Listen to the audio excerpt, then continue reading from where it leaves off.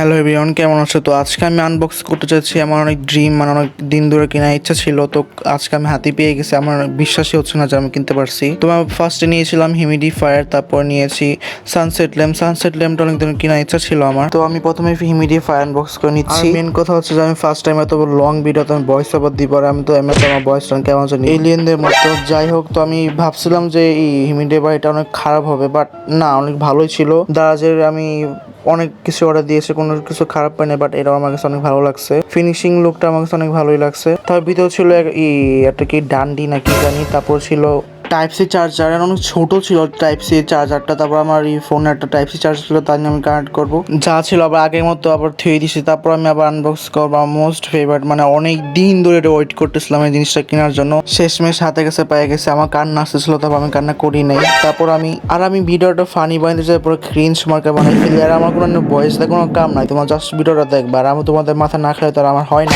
যাই হোক, তো প্রথমে ছিল আমাদের সানসেট ল্যাম্প, তারপর একটা কি টাইপ সি চার্জার না কেন যেন একটা চার্জার ছিল, যাই না।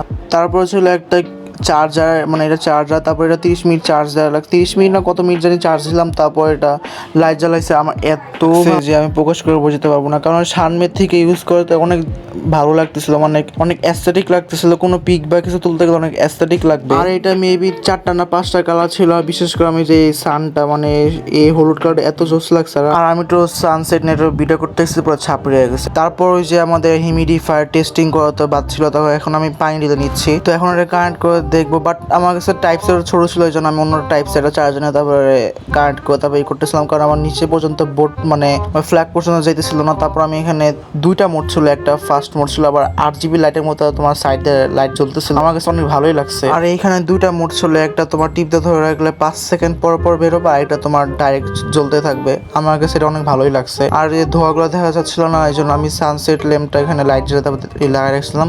এখানে অনেক অ্যাস্ট্রিক লাগতেছিল। তোমরা কি বলো? আমার বক শোনার জন্য থ্যাংকস। আর ভিডিও ভালো লাগলে লাইক করে দিও, আবার নেক্সট ভিডিওতে কি বানানো যায় কমেন্টে বলে দিও। তো আবার দেখা হবে, বাই।